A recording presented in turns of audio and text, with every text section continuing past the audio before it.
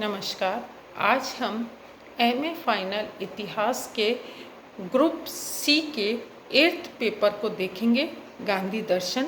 इसमें हम देखेंगे कि गांधी जी द्वारा राष्ट्रीय आंदोलन में सत्याग्रह को एक साधन, एक अस्त्र के रूप में काम में लिया था। तो इसकी क्या विशेषताएं थी तथा सत्याग्रह और निष्क्रिय प्रतिरोध दो अलग अलग चीज़ें हैं, इनमें क्या प्रमुख अंतर था। तो ये इस प्रकार देखते हैं हम। गांधी जी ने सत्याग्रह की अवधारणा को व्यवहारिक रूप प्रदान किया। गांधी जी सत्याग्रह दर्शन सत्य के सर्वोत्तम आदर्श से उत्पन्न हुआ। सत्य के पुजारी का यह पुनीत कर्तव्य होता है कि सत्य की कसौटी तथा उसके आधारों की रक्षा करे।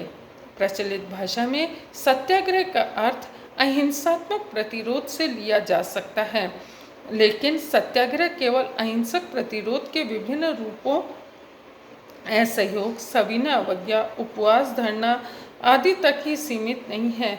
सत्याग्रह अहिंसात्मक प्रतिरोधों से कहीं अधिक व्यापक है। सब प्रकार के अन्याय, उत्पीड़न और शोषण के विरुद्ध आत्मबल का प्रयोग ही सत्याग्रह है। यदि सरकार जनता का प्रतिनिधित्व नहीं करती और बेईमानी तथा आतंकवाद का समर्थन करती है तो उसकी अवज्ञा करना आवश्यक हो जाता है, पर जो अपने अधिकारों की रक्षा करना चाहता है उसे सब प्रकार से कष्ट सहन करने के लिए तैयार रहना चाहिए। जहाँ कहीं भी अन्याय और असत्य का सामना करना पड़े वहीं सत्याग्रह का प्रयोग किया जा सकता है, ऐसा गांधी जी का मानना था। सत्याग्रह हर परिस्थिति में अहिंसात्मक होता है, इसके शुद्धतम आत्मबल का ही प्रयोग किया जाता है। गांधी जी ने राजनीतिक एवं अन्य बुराइयों का एकमात्र अस्त्र सत्याग्रह को ही स्वीकार किया है। सत्याग्रह एक ऐसा शब्द है जिसे हम काफ़ी परिचित हो चुके हैं। क्रियात्मक रूप में ये शब्द गांधी जी के नाम का पर्यायवाची बन गया। सबसे पहले 1906 में गांधी जी ने ही इस शब्द का प्रयोग अहिंसात्मक आंदोलन के अर्थ में किया, जिसका नेतृत्व उन्होंने दक्षिण अफ्रीका के अन्याय और भेदभाव भरी कानून के विरुद्ध किया था। उन्हें शीघ्र ही मालूम हो गया कि उनका आंदोलन निष्क्रिय प्रतिरोध के से सार रूप से भिन्न है, इसलिए उन्होंने एक नए शब्द की रचना की। पाश्चात्य देशों की ऐतिहासिक पृष्ठभूमि में निष्क्रिय प्रतिरोध का जो अर्थ समझा जाता है और जैसा हम अब समझते हैं, यह दुर्बलों, निशक्तों और असहायों का अर्थ है। वहाँ हिंसा का परित्याग सिद्धांत के रूप में नहीं है, बल्कि हिंसा के साधनों के अभाव में या केवल जरूरत के कारण किया जाता है। वह अस्त्र का प्रयोग इस व्यवस्था में कर सकता है जब वे प्राप्य हो या उस असफलता का युक्तिपूर्ण अवसर हो।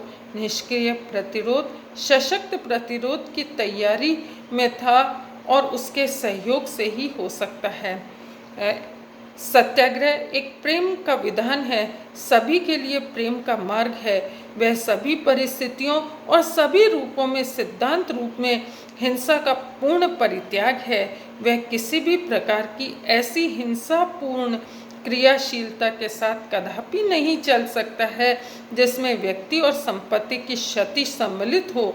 इसके पीछे मानना यह है कि विरोधी का विनाश न हो और वह परेशान किया जाए, बल्कि आवश्यक होने पर सहानुभूति, धैर्य और कष्ट सहन के द्वारा उसका मन परिवर्तित किया जाए अथवा उस पर विजय प्राप्त की जाए। सत्याग्रही सभी बुराइयों से संघर्ष करते हुए कदापि समझौता न करके बुराई करने वाले तक प्रेम द्वारा पहुंचता है। सत्याग्रही को मानव स्वभाव और अच्छाइयों के अनंत विश्वास होता है। अस्त्र के रूप में सत्याग्रह का उपयोग अपने निकट और प्रियतम के विरुद्ध भी किया जा सकता है। वह प्रेम के कारण अमल में लाया जाता है और प्रेम मात्र के लिए अधिकतम मात्रा में कष्ट सहने की इच्छा रखता है। सत्याग्रही वह संघर्ष में नहीं लगा होता है तो रचनात्मक सामाजिक क्रियाशीलता में सेवा और त्याग के चाव से लगा रहता है। इति नमस्कार।